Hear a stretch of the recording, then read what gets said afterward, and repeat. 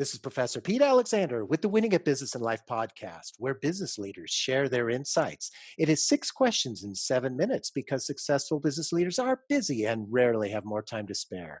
So let's get to it. Question number one. In a few sentences, please tell me who you are and what you do. Hey, Pete. Uh, Thank you so much for having me on the show, first of all. Yes, I'm Joe Lynch, and we did enjoy working together some time ago, but now I head up WonderBench. WonderBench is a recruiting firm focused on opening up more opportunities for college students. So we get to know the students, and then we work with companies that don't have resources to do college recruiting. So typically smaller companies, and we serve as their college recruiting arm and then make the matches happen. Joe, it's so great to have you on the show. Question number two. What's the best thing about working in your industry? Yeah, so this space that I'm in, especially nowadays with COVID, students are having a tough time getting out there, and so I know for them, having someone who's there to help them figure out, what's the shape of what they're looking for. I almost think of it as a puzzle, and there's a piece that's their passion, their capabilities, their interests, and I work with them to help understand that, and then I talk to companies and understand what's the shape of their need and then bring them together, and it's very enjoyable. There were people early in my own career who did that for me. It meant a lot to me. I think it really influenced my career, so it's nice to be able to do that for others. I love that. It's a conduit of making things happen from both sides. It sounds Yeah, great. yeah. Question number three. I have a fictitious book with all the answers for business. Think most companies should read.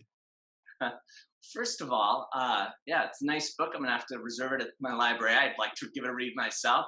I'm assuming there's a chapter on there on keeping the big picture, the end game in mind. And so I know, most of us work for bigger reasons. We select our job, the company we work for, the way we approach work with a big picture view in mind. And yet, in the day to day, when things get hard, even like they've gotten hard recently, it's easy to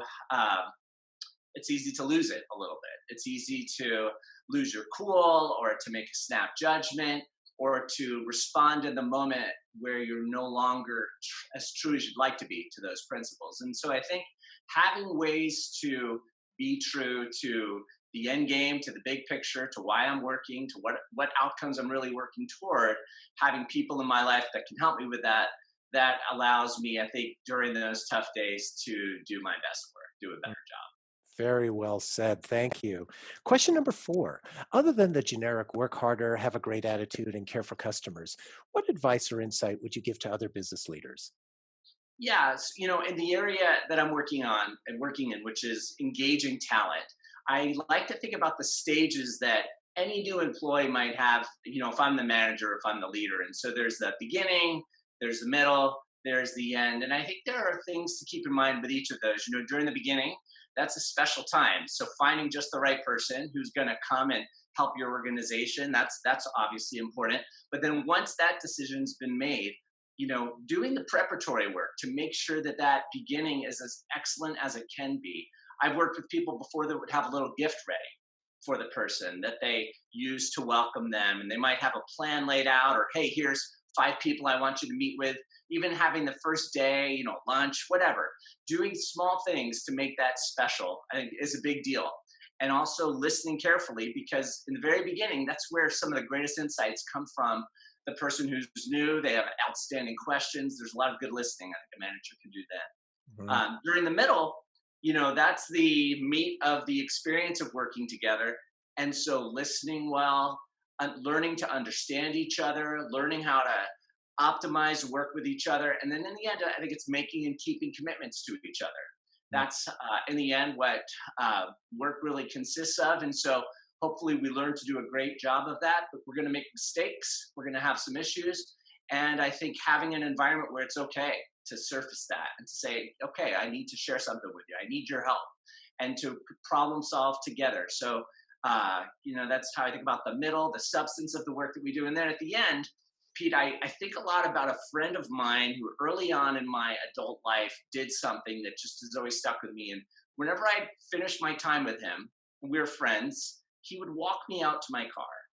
And it wasn't just like to the door, see ya. It was like all the way to the car. Hey, Joe, we were buddies. He was showing care all the way to that moment. I hadn't had anyone who did that for me before until he did that. And I think thinking about the exit, because most situations don't last forever, people go on to their next opportunity, having an excellent close where the door remains open, where we can maintain the relationship and being thoughtful there as well as you were at the beginning, all that matters. And I think that's so pertinent, because we think about, oh, don't burn bridges, but that goes both ways, both from the employee as well as the company and the manager. Is that Right. what I'm hearing? Yeah. So Yeah, it's absolutely. very insightful. Question number five. What other business leader like yourself would you like to acknowledge and invite to be on my podcast? Yeah, well, you've had a number of people that I respect whose podcasts I've enjoyed. CJ Napolitano is someone who I'm close with. I have great respect for him as a business leader as well as a great sports coach. He's led a lot of soccer teams, so he comes to mind. There are a few people who I haven't interacted with recently, but who I still track on social media and I admire all their accomplishments. Amy Belt and Deb Kilpatrick each are very successful in their own respective realms. So those are three people who come to mind. Great. Thank you for those referrals. I'll reach out to them. And our final question, question number six. Please tell me about your first job. Yeah. So one of my first jobs was working at Baskin Robbins, and so the job. I scooped the ice cream. I did enjoy making the cakes. If there was extra time, you were expected to use that time to make the cakes, and that was a therapeutic, enjoyable process. Who doesn't like ice cream cake? But yeah, it was a great job. And one thing that sticks with me about that experience, in addition to getting free ice cream at work, which was awesome, I remember after doing my job for, I don't know, some number of weeks or months, the owner of the store, said, Joe, it's time for you to close the store, or it's time for you to come in early and open the store. And even though on the one hand that might seem like extra work or longer hours, felt great. Felt like great. They trust me. They're going to give me this additional responsibility. They're going to, give me more room to, give me the keys, that sort of thing. And that was a great lesson for me, that you keep rewarding success with giving people more opportunity, and that feels really good. And so that's one thing I took away from that, and I try to do the same as best I can.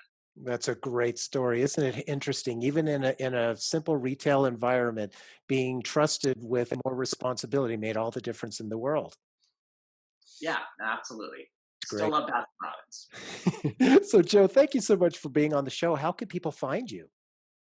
Oh, well, they can find me on LinkedIn. And they can also find me at Wonderbench. You can visit Wonderbench, and my email address is jlynch@wonderbench.com.